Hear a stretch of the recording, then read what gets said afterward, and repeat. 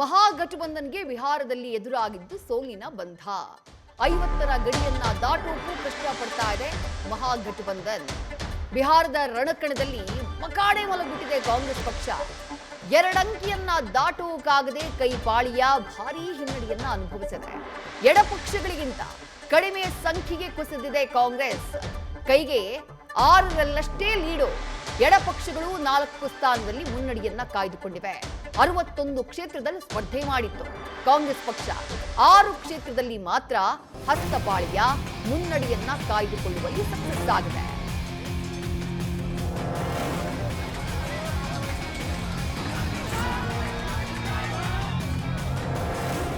ಕಳೆದ ಚುನಾವಣೆಯಲ್ಲಿ 2020ರ ವಿಧಾನಸಭಾ ಚುನಾವಣೆಯ ಸಂದರ್ಭದಲ್ಲಿ 70 ಕ್ಷೇತ್ರದಲ್ಲಿ ಸ್ಪರ್ಧೆ ಮಾಡಿತ್ತು ಬಿಹಾರದಲ್ಲಿ ಕಾಂಗ್ರೆಸ್. ಆಗ 19 ಕ್ಷೇತ್ರದಲ್ಲಿ ಗೆಲುವನ್ನ ದಾಖಲು ಮಾಡಿತ್ತು. ಇನ್ನು ಆರ್ಜೆಡಿಯು ಕೂಡ 145 ಕ್ಷೇತ್ರದಲ್ಲಿ ಸ್ಪರ್ಧೆ ಮಾಡಿ ಸುಮಾರು 75 ಕ್ಷೇತ್ರದಲ್ಲಿ ಗೆಲುವನ್ನ ದಾಖಲು ಮಾಡಿತ್ತು. ಅತಿ ದೊಡ್ಡ ಪಕ್ಷವಾಗಿ 2020ರಲ್ಲಿ ಹೊರಹೊಮ್ಮಿದ್ದು ಇದೇ ಆರ್ಜೆಡಿ ಪಕ್ಷ.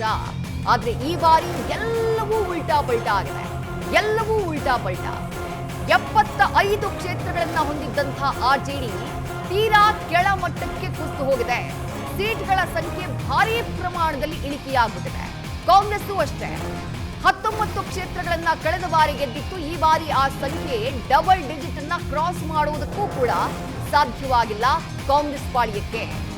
110 ಎಲ್ಲಿ ಈಗ ಇವರು 36ರಲ್ಲಿ ಒದ್ದಾಡ್ತಿದ್ದಾರೆ. ಆರ್ಜೆಡಿ 26ರಲ್ಲಿದೆ, ಕಾಂಗ್ರೆಸ್ 6 ಸ್ಥಾನ, ಲೆಫ್ಟ್ ಪಾರ್ಟೀಸ್ 4. ಕಳೆದ ಬಾರಿ ಎಡಪಕ್ಷಗಳು ಕೂಡ 12ಕ್ಕೂ ಹೆಚ್ಚು ಸೀಟ್ಗಳನ್ನ ದಕ್ಕಿಸಿಕೊಳ್ಳುವಲ್ಲಿ ಸಕ್ಸಸ್ ಆಗಿತ್ತು. ಒಂದು ವಿಪಕ್ಷವಾಗಿ ಬಹಳ ಸ್ಟ್ರಾಂಗ್ ಇತ್ತು ಮಹಾಗಠಬಂಧನ್.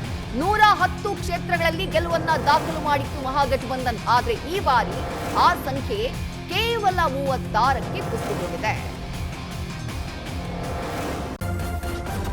ನ್ಯೂಸ್ ಫಸ್ಟ್ ನಿರ್ಭೀತಿಯಿಂದ ನಿಮ್ಮ ಪರವಾಗಿ.